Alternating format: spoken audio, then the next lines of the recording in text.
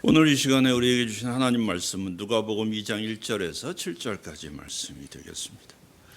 신약성경 89쪽 누가복음 2장 1절에서 7절 말씀을 이제 교독하도록 하겠습니다.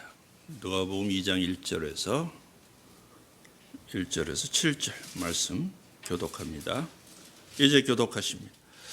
그때 가이사 아구스토가 영을 내려 천하로 다 호적하라 하였으니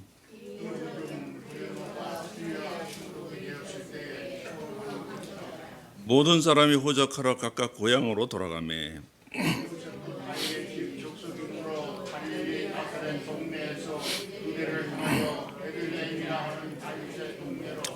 그 약혼한 마리아와 함께 호적하러 올라가니 마리아가 이미 잉태하였더라. 같이 읽겠습니다. 첫 아들을 낳아 강보로 싸서 그위에 누였으니 이는 여관에 있을 곳이 없음이로라. 아멘. 기쁜 성탄절입니다. 우리 이웃 그 바로 옆에 앉으신 분들과 함께 거리는 좀 있지만 메리 크리스마스 하도록 인사하도록 하겠습니다. 메리 크리스마스, 메리 크리스마스. 네, 잘 오셨습니다. 참 그래도 어려운 가운데서도 하나님의 은혜가 넘치는 줄로 믿습니다. 네, 참 신기하게 모든 일들이 그러니까 이게 사람이 생각대로만 되는 게 아니고 하나님께서 다 우리 교회를 인도해 주고 계세요. 믿으십니까? 그죠? 예. 그래서 우리는 생각이 모자르고 힘이 모자르고 여러 가지로 부족하고 지혜도 부족하고 그렇게 되지만은 그러나 하나님께서 요셉과 마리아를 인도하셨듯이 오늘도 우리 교회와 여러 성도들을 인도해 주시는 것을 믿으시게 되길 바랍니다. 오늘 말씀에 보면은 1절에 보면 보여주세요.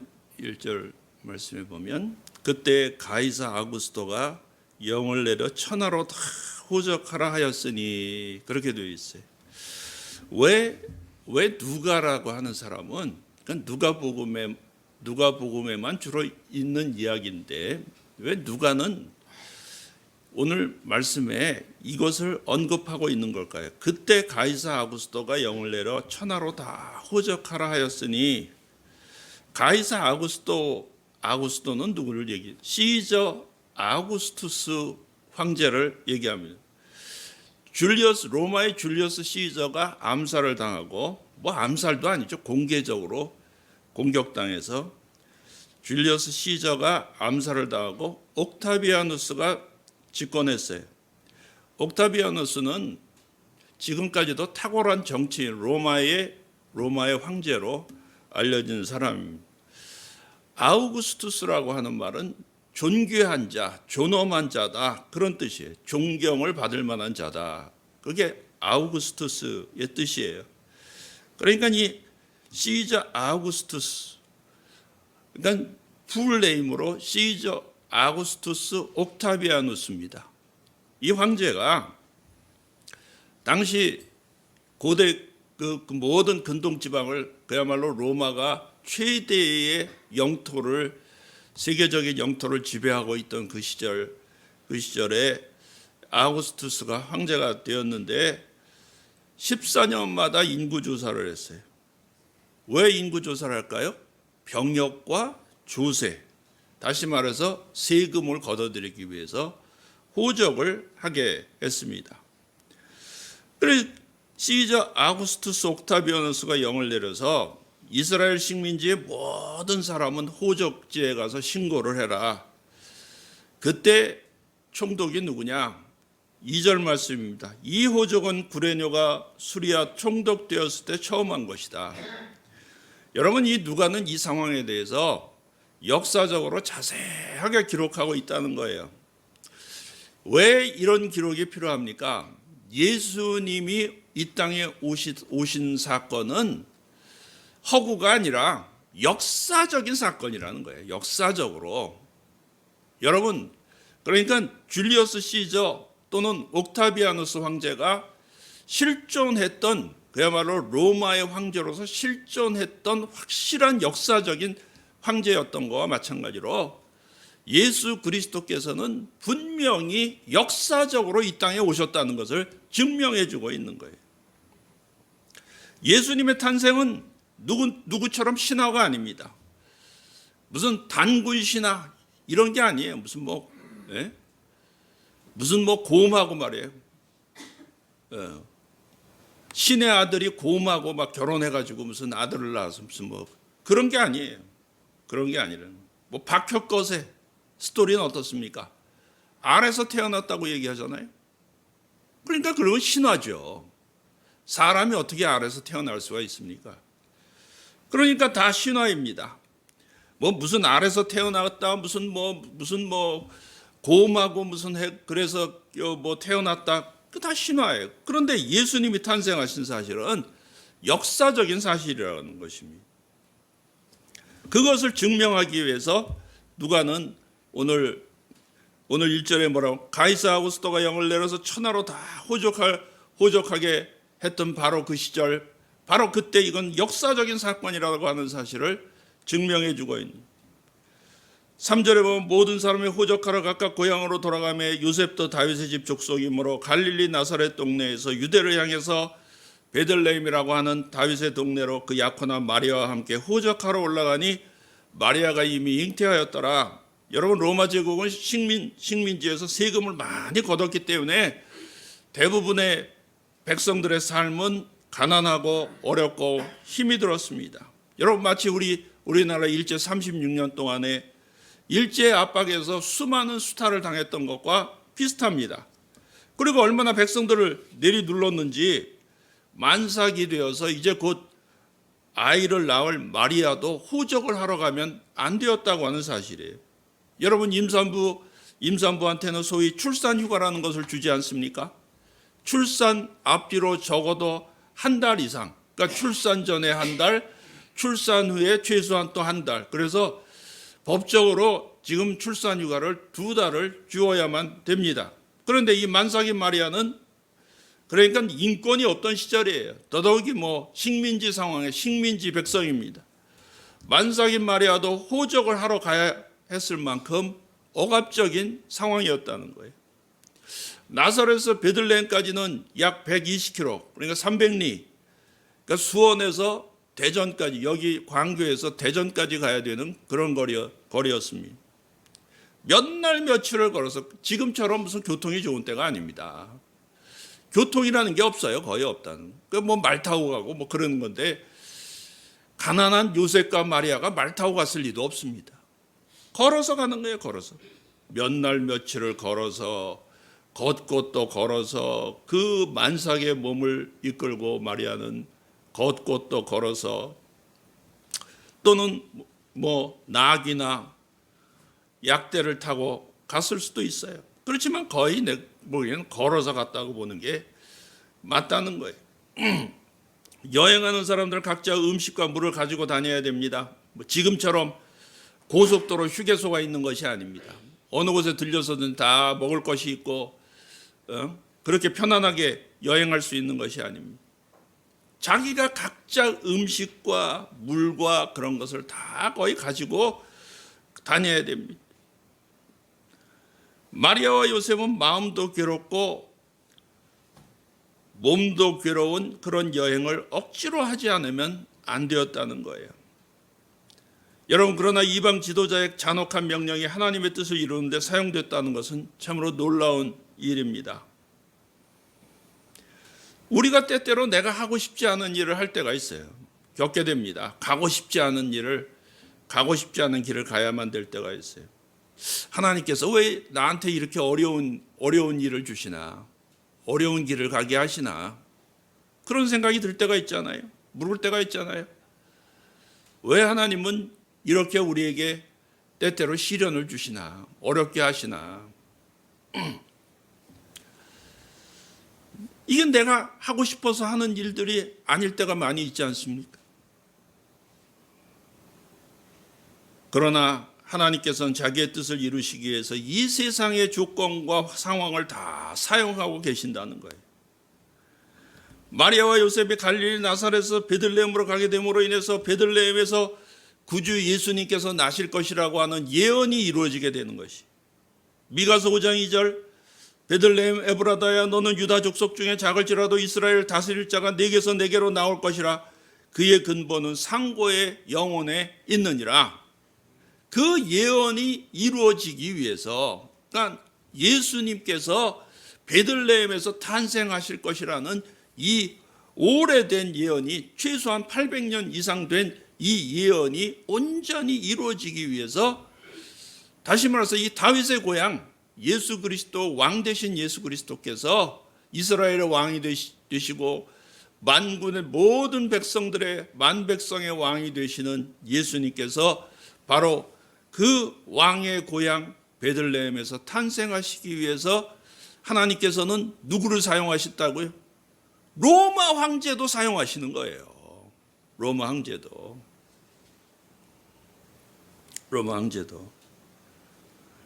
여러분, 그래서 예언이 이루어지게 되는 것입니다. 그렇기 때문에 여러분이 처한 현재의 삶이 아무리 어렵고 힘들다고 해도 결코 낙심하거나 비관하지 마시게 되기 바랍니다. 무언가 뜻이 있겠지. 하나님의 뜻이. 오늘도 하나님께서 이루고자 하시는 무언가 뜻이 있다는 것을 믿으시게 되기 바랍니다. 아이고, 하나님이 함께 하시면은 뭐예요? 하나님이 함께 하시고 하나님이 역사하시고 하나님이 도와주시는데 왜 그렇게 살아?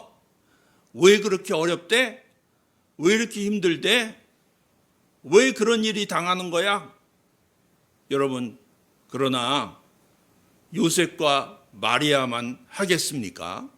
그런데 그것을 통해서 하나님께서 놀랍게 이 예언이 이루어지고 왕이 베들레헴에서 태어나겠다고 하는 그 예언이 온전히 이루어지는, 하나님의 뜻이 이루어지는 길이었다는 것을 여러분 알고 믿으시게 되기 바랍니다. 오늘도 하나님께서 여러분들을 통해서, 이 교회를 통해서 하나님께서 이루고자 하시는 뜻이 있다는 것을 여러분 알고 믿으시게 되기 바랍니다. 우리가 다 이해하지 못해도 아마 요셉과 마리아도 그때 아마 다 이해해서 모든 것을 완벽하게 이해했기 때문에 그렇게 한 것은 아닐 것입니다. 그렇지 않겠습니까? 아마 마음속에 기가 막히고 코가 막혔을지도 몰라요. 만삭인 마리아는 그야말로 이제 내일 언제 아이가 나올지도 모르는데 그 몸을 이끌고 저 북쪽 갈릴리 나사렛에서 저 남쪽 베들레헴까지 무려 300리나 되는 길을 걷고 또 걸어서 참 잔인도 하다, 힘들기도 하다, 그런 이 험한 길을 어떻게 가야 되냐, 참 기가 막히다, 그런 생각을 하지 않으면서 갔겠습니까? 가고 싶어 갔겠습니까? 그러나 그런 길을 가서 이루어진 것이 무엇입니까? 하나님의 뜻이 거기 이루어지고 있더라는 거예요. 여러분, 그렇기 때문에 항상 기뻐하시게 되기 바랍니다. 이 현실의 여러분을 더욱더 하나님 앞에 가까이 나가게 하고 하나님의 뜻을 이루는 과정이라는 것을 잊지 마시게 되기 바랍니다. 여기에 예수님이 이 땅에 오신 소망이 있어요. 그런 소망이, 예수님이 이 땅에 오셨지만, 이 세상의 빛으로 구원으로 오셨지만 세상은 그를 영접하지 않았습니다. 6절 말씀입니다. 6절, 7절 말씀을 한번 읽어보겠습니다. 시작. 거기 있을 그때 해산할 날이 차서 첫 아들을 낳아 강보로 싸서 그 위에 누였으니 이는 영원에 있을 곳이 없음이라. 하나님의 아들이신 주님께서 인간의 몸으로 오신 것이 기적 중에 기적인데 어떻게 그렇게 낮고 천한 말구에 오셨다는 것은 하나님의 신비고 은혜의 가장 깊은 곳이 됩니다. 요한복음 1장 9절 참 빛고 세상에 와서 각 사람에게 비치는 빛이 있었으니 그가 세상에 계셨으며 세상은 그로 말미암아 지은 바 되었을 때 세상이 그를 알지 못했고 자기 땅에 오매 자기 백성이 영접하지 아니하였으나. 그렇습니다. 이 세상은 주님을 거부합니다. 이 세상은 그래도 산모가 아이를 낳으려고 그러면은 예를 들어서 기차나 버스를 타고 가다가 요즘은 뭐 그런 일이 거의 없습니다만은 기차나 예전엔 이런 일들이 우리 어렸을 때는 그런 일들이 종종 있었어요. 그래서 신문이나 방송에 자주 나오지 않았습니까? 그래가지고 산모가 기차나 버스를 타고 가다가 아이를 낳으려고 그러면은 남자들은 자리를 비켜주고 여자들은 삥 둘러서 가지고 말이야, 긴 치마가 있어 벗어가지고 이렇게 감싸주고 막 담요나 긴 치마 벗어서 둘러싸고 아이를 낳을 수 있도록 자리를 비켜줍니다. 그리고 기차나 버스에서 아이를 낳으면은 버스에서나 철도청에서 평생 무료 승차권 이런 것도 줬어요. 예, 그런 기억이 있습니다. 예, 우리 어렸을 때. 여러분 그런데 당시 이 유다 베들레헴에는 마리아가 아이 낳을 곳이 없었다는 말이에요. 첫 아들을 낳아 강보를 써서 구유에 넣었으니 이는 여원에 있을 곳이 없음이로라. 여러분 정말 여관에 방이 없었겠습니까? 정말 방이 없었겠습니까? 물론 방이 없을 수도 있어요. 그러나 힘이 없고 돈이 없다는 죄 아닌 죄 때문에 방을 얻지 못했을 것입니다. 아니 아이를 낳으려고는 산모한테 방을 내어주고자 하는 최소한의 자비심조차도 없었다는 거예요. 버스 아니라고 하면 자리를 못 내줍니까? 기차 아니라고 하면 자리를 못 내줍니까? 문제는 마음이 없더라는 거예요. 마음이 없어. 그래서 안 내준 것뿐이에요. 그렇지 않습니까? 성탄절은 예수님이 약 2000년 전에 이 땅에 오신 것을 단순히 기념하는 그런 날이 아닙니다. 예수께서는 죽은 지 사흘 만에 부활하셔서 하늘에 오르사 전능하신 하나님 우편에 앉아 계시다가 이제 곧 세상을 심판하러 오실 것입니다. 이제 다시 오실 주님을 간절히 기다리며 맞이하는 성탄이 되어야 됩니다. 여러분, 예수님 생일을 누가 마음대로 먹고 노는 날로 정한다는 말이에요.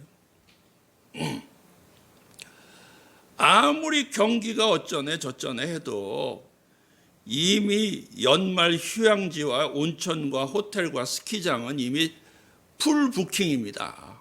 꽉 찼습니다. 지금 꽉 차 있어요. 네.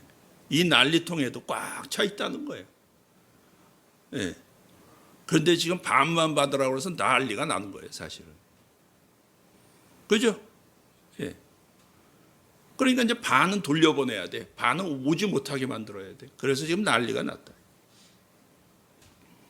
여러분 예수님께서 오늘 오신다고 하면 누가 과연 반갑게 주님을 맞으러 나가겠습니까? 예수님 제발 이 휴가 기간만 좀 끝나고 오세요. 그러시겠습니까? 우리는 우리가 가진 공간을 여유를 침해당하기를 원치 않아요. 예수님께서 오늘 오신다고 하면 나는 내 공간을 내어드리겠습니까? 예수님, 내일엔 더 이상 간섭하지 마세요. 더 이상 내 영역에 침입하지 마세요. 저는 성도로서 그래도 의무를 다하지 않았습니까? 주일날 그래도 예배도 잘 드리고 헌금도 드릴 만큼 했습니다. 또 뭐 안내도 쓰고 헌금위원도 하고 뭐 여러 가지 봉사도 하고 뭐 그러면 됐지 않습니까? 정말 그렇습니까? 우리 예수님은 여러분을 구원하시기 위해서 이 땅에 오셨습니다. 오늘도 예수님은 우리 마음속에 오시고 영접하고 맞아들이기를 원하고 계십니다. 요한복음 1장 12절 영접하는 자 곧 그 이름을 믿는 자들에게는 하나님의 자녀가 되는 권세를 주셨으니 그렇습니다. 우리 주 예수님을 영접하는 자마다 구원을 얻습니다. 여러분 주일날 예배 잘 참석했다고 예수님을 꼭 영접한 건 아니에요. 내가 헌금 좀 드렸다고 주님을 영접한 것이 아닐 수도 있어요. 물론 영접한 자들은 예배도 드리고 기도도 하고 헌금도 하고 봉사도 하지요. 그러나 이 모든 것들을 다 했다고 해서 꼭 영접한 건 아니다라는 말이에요. 영접하는 자 곧 그 이름을 믿는 자들에게는 사랑하는 성도 여러분 예수님을 믿으십니까? 영접하셨습니까? 그러면 하나님 자녀라는 거예요.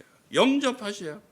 계시록 3장 20절 볼지어다 내가 문 밖에 서서 두드리노니 누구든지 내 음성을 듣고 문을 열면 내가 그에게로 들어가 그와 더불어 먹고 그는 나와 더불어 먹으리라 말씀하고 계십니다. 아직도 문 밖에 예수님을 세워두고 계시진 않습니까? 예수님은 오늘도 여러분의 마음 문을 두드리고 계세요. 여러분이 그 문을 열면 예수님께서 여러분 마음속 여러분에 들려오셔서 여러분에게 풍성한 삶을 주십니다. 예수님과 더불어 먹고 마시는 은혜를 누리시게 되길 바랍니다. 사랑하는 성도 여러분, 예수님은 여러분의 구주가 되십니다. 그를 영접하면 누구든지 구원을 받습니다. 예수님을 맞아들이시기 바랍니다. 그분께 여러분의 마음의 자리를 내어드리세요. 때때로 사람들은 자아가 여러분의 욕심이 여러분의 생각이 가득 차 있기 때문에 여간방에 빈자리가 없듯이 내 마음속에 빈자리가 없어가지고 주님께서 들어가실 공간이 없을 수가 있어요. 오늘도 오셔서 문 두드리시는 주님께 여러분의 자리를 내어드리시게 되길 바랍니다. 그게 사는 길이에요. 그게 평안한 길입니다. 그게 구원의 길이에요. 주님과 더불어 먹는 길입니다. 주님을 맞아 들이시게 되길 바랍니다. 주님을 이미 맞아 들이신 분들은 주님과 함께 오늘도 동고동락하며 주님을 찬양하며 기뻐하며 주님의 뜻을 오늘도 이해하려고 애쓰고 무언가 뜻이 있겠지. 우리가 다 알 수는 없지만 때때로 우리가 당하는 어려움이나 고난과 갈 길에 대해서 다 알 수는 없지만 그러나 하나님께서 이렇게 인도하시는 것은 분명히 하나님의 좋으신 뜻이 있겠지. 그것을 오늘도 믿고 따라가면서 좋으신 하나님을 믿으시게 되기 바랍니다. 하나님은 우리에게 나쁜 길로 인도하시는 분이 아니에요. 악한 사탄 마귀는 결국 우리를 멸망시키고 죽이러 오지만은 예수 그리스도께서는 여러분들의 풍성한 삶을 누리게 하시기 위해서 오셨습니다. 구원을 주시게 오셨습니다. 그렇기 때문에 여러분 오늘도 주님을 받아들이고 모시고 그분과 함께 그분의 뜻을 오늘도 따라가면서 오늘도 변치 않는 믿음으로 승리하시며 살아가시는 성탄절 되시게 되기를 주님의 이름으로 축원합니다. 기도하겠습니다. 고마우신 하나님 은혜를 감사합니다. 오늘도 2020년 성탄절을 맞게 하신 하나님, 1년간 참으로 너무나도 다사다난했던 그런 한 해였지만은 그러나 오늘까지 우리 주님께서 인도하시고 지켜주심으로 인해서 하나님의 몸된 교회 오늘도 평안하고 따뜻하게 성탄절을 보낼 수 있도록 인도해 주신 것을 감사를 드립니다. 하나님 오늘도 낮고 저 높고 높은 보좌를 버리시고 낮고 낮은 저 마국간 그 자리까지 오신 주님, 그 주님을 생각하면서 오늘도 이 성탄의 의미와 감사와 감격과 기쁨으로 오늘도 주님 맞으러 내 마음문 열고 주님 온전히 모셔드리는 그런 성탄절이 되게 축복해 주옵소서.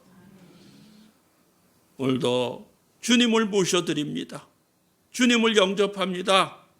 주님께 내 자리를 내어드리고자 합니다.